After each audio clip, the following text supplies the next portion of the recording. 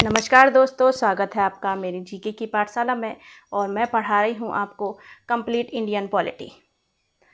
तो दोस्तों, जैसा कि हम पढ़ रहे थे मौलिक अधिकारों के बारे में, और उसके बाद हमने न्यायालय द्वारा जारी की गई रिटों के बारे में पढ़ा था। आज हम मौलिक अधिकारों से रिलेटेड कुछ क्वेश्चन आंसर करेंगे और फिर हम अपनी अगली क्लास को शुरू करेंगे। ठीक है, तो उससे पहले एक मोटिवेशनल कोट हो जाए और फिर हम अपनी क्लास को शुरू करते हैं। ठीक है दोस्तों, तो आज का क्या सुविचार है कि अपने आप में छोटे छोटे सुधार करिए। अपने आप में छोटे छोटे सुधार करिए, तभी आप अपने जीवन में सफल हो सकते हैं। तो देखते हैं वह छोटे छोटे सुधार हम क्या कर सकते हैं, ठीक है, जिनसे हमें सफलता हासिल हो सकती है। तो दोस्तों, जैसे अगर बहुत से बच्चों को पढ़ने का मन नहीं होता है, तो वो अपनी धीरे धीरे शुरुआत कर सकते हैं। रोज़ एक पेज पढ़िए, ज़्यादा नहीं तो सिर्फ एक पेज पढ़िए रोज़। ठीक है, हर दिन कुछ एक्सरसाइज कीजिए जिससे थोड़ी एनर्जी आपको आए और आप मेंटली भी अपने लक्ष्य को पाने के लिए प्रिपेयर्ड रहें। ठीक है, एक नया स्किल सीखें, कुछ भी जो आपको अच्छा लगता है तो वह सीखें और उस पर बहुत जल्दी क्या शुरू कर दीजिए, काम शुरू कर दीजिए। अगर आपके अंदर कोई स्किल्स है और आपको पता है कि मैं इसमें अच्छा कर सकता हूँ, तो उस पर काम करिए और हर दिन खुद को 1% सुधारने की कोशिश कीजिए। जैसे बहुतों का मन होता है, वो बहुत क्या बना लेते हैं, टाइम टेबल सा बना लेते हैं कि इसके हिसाब से हम चलेंगे, और कभी कभी वो फॉलो नहीं कर पाते हैं। कुछ दिन फॉलो करते हैं, फिर कुछ दिन नहीं कर पाते हैं। तो उसके लिए क्या करिए, ज़्यादा भी नहीं तो 1% उस पर सुधार कीजिए। ठीक है, धीरे धीरे तो सब आदतें नहीं बदलती हैं। अगर सफल होना है ज़िंदगी में तो एक दिन में तो कुछ नहीं होता। आप धीरे धीरे अपनी आदतों को चेंज कीजिए तो आप सफल ज़रूर होंगे। तो इन्हीं छोटी छोटी जो सुधार हैं, अगर हम हर दिन करेंगे इन्हीं छोटे छोटे सुधारों को, तो आप कुछ ही दिनों में देखेंगे कि आपके जीवन में बहुत सारा परिवर्तन नज़र आ रहा है, और यही आपको आपकी सफलता के पास ले जाएगा, जो भी आपने सोचा होगा। तो दोस्तों, आज शुरू करते हैं कुछ महत्वपूर्ण प्रश्नों के उत्तर। तो किसको संविधान द्वारा मौलिक अधिकारों को लागू करने की शक्ति दी गई है? जो मौलिक अधिकार को लागू करते हैं उनको किसको शक्ति दी गई है?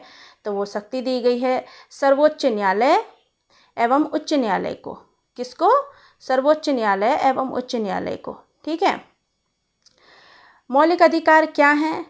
तो मौलिक अधिकार हैं दोस्तों वाद योग्य, जिसका क्या मतलब होता है, अगर किसी व्यक्ति के मौलिक अधिकारों का हनन किया जाता है तो वह अपने न्याय के लिए कहाँ जा सकता है? न्यायालय जा सकता है।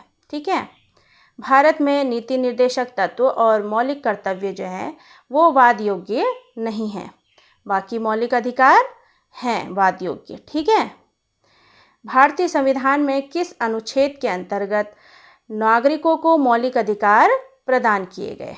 तो वह दिए गए अनुच्छेद 12 से 35 तक और भाग 3 में। संविधान के भाग 3 में 12 से 35 तक नागरिकों को मौलिक अधिकार दिए गए।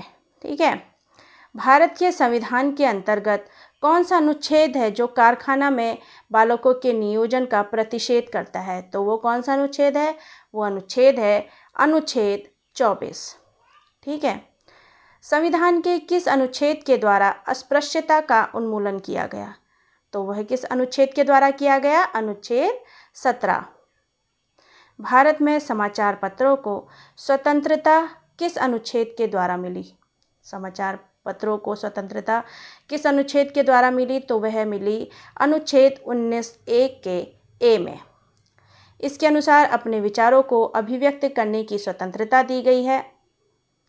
जैसे प्रेस के माध्यम से लोग बहुत से समाचार पत्रों में अपनी आर्टिकल छपवाते हैं, तो वह स्वतंत्रता किसके द्वारा दी गई है? अनुच्छेद 19(1) के ए से। ठीक है, उच्चतम न्यायालय की व्यवस्था के अनुसार निजी भवनों के ऊपर जो अपने निजी भवन है उनके ऊपर राष्ट्रीय झंडे को फहराना हर नागरिक का मौलिक अधिकार है। यह किस अनुच्छेद में दिया गया है? तो यह अनुच्छेद 19(1) के ए में दिया गया है। किसके? अनुच्छेद 19(1) के ए में दिया गया है। हर घर में क्या होना चाहिए? तिरंगा होना चाहिए। यही आज़ादी का अमृत महोत्सव है। ठीक है। तो भारतीय संविधान का कौन सा अनुच्छेद व्यक्ति को विदेश यात्रा का अधिकार देता है? तो वो देता है अनुच्छेद 21 के। विदेश यात्रा का अधिकार देता है अनुच्छेद 21। तो देखिए, आप भी करेंगे ना ऐसी विदेश यात्रा जब आप अपने लक्ष्य में सफल होंगे, है ना? तो आप भी ऐसे ही विदेश यात्रा कीजिएगा। ठीक है। तो दोस्तों, भारतीय संविधान का कौन सा अनुच्छेद अल्पसंख्यकों को अपनी मनपसंद शिक्षण संस्थाओं को स्थापित एवं संचालित करने के अधिकार को संरक्षण देता है? जो अल्पसंख्यक है ना, उनको अपनी मनपसंद की शिक्षण संस्थाओं को स्थापित करने का और उन्हें संचालित करने का जो अधिकार दिया गया है, वो दिया गया है अनुच्छेद 30 में। किसमें? अनुच्छेद 30 में दिया गया है। किस एक अधिकार को डॉक्टर BR अम्बेडकर, बाबा साहब भीमराव अम्बेडकर जी ने संविधान की आत्मा कहा है? तो वह है संवैधानिक उपचारों का अधिकार, अनुच्छेद 32। ठीक है। देखिए, यह ऐसी विभूति हैं दोस्तों जिन्होंने सभी को एक समान हक दिलवाए। कोई बड़ा नहीं है, कोई छोटा नहीं है, और सभी के अंदर क्या समानता का भाव डाला, है ना? नहीं तो पहले के टाइम पे आप देखिए कितनी भेदभाव होते थे, है ना? तो उसी भेदभाव को मिटाया बाबा साहब भीमराव अम्बेडकर जी ने। ठीक है। तो व्यक्तिगत स्वतंत्रता के अधिकार के लिए कौन सी रिट याचिका दायर की जाती है? कौन सी रिट याचिका दायर की जाती है? तो वह है बंदी प्रत्यक्षीकरण की, और इसका संबंध अनुच्छेद 21 के अधिकारों से है। यह निजी और सरकारी दोनों के विरुद्ध जारी की जाती है, बंदी प्रत्यक्षीकरण की रिट। ठीक है। भारतीय संविधान के मूल संरचना के सिद्धांत की रूपरेखा प्रतिपादित की केशवानंद भारती बनाम केरल राज्य। जो मूल संरचना के सिद्धांत की रूपरेखा प्रतिपादित की वो केशवानंद भारती बनाम केरल राज्य। ठीक है। तब से यह प्रतिपादित हुई। ठीक है। कौन सा मूल अधिकार भारतीय संविधान में नागरिकों को नहीं दिया गया? तो वह है संपत्ति का अधिकार। 44वें संविधान संशोधन के द्वारा इस संपत्ति के अधिकार को मौलिक अधिकारों की सूची में से हटा दिया गया। ठीक है। भारतीय संविधान में संशोधन करके शिक्षा के अधिकार को कब जोड़ा गया? तो वो जोड़ा गया 1 अप्रैल 2010 को जोड़ा गया। और बंदी बनाए गए व्यक्ति के मौलिक अधिकारों की रक्षा किस अनुच्छेद से दी जाती है? अनुच्छेद 22 से। तो इसके द्वारा जो बंदी बनाया हुआ व्यक्ति होता है वो अपने मनपसंद का वकील हायर कर सकता है। तो यह अधिकार किससे दिया गया है? अनुच्छेद 22। ठीक है। तो एक बार फिर से देख लीजिए और आपको अच्छे से समझ में आ जाए। ठीक है। तो मौलिक अधिकारों को लागू करने की शक्ति सर्वोच्च न्यायालय और उच्च न्यायालय के द्वारा दी गई। मौलिक अधिकार क्या हैं? वाद योग्य हैं, और क्या नहीं वाद योग्य हैं वो है मौलिक कर्तव्य और क्या है? नीति निर्देशक तत्व। ठीक है। किस अनुच्छेद के अंतर्गत नागरिकों को मौलिक अधिकार दिए गए? 12 से 35 भाग 3 में। ठीक है।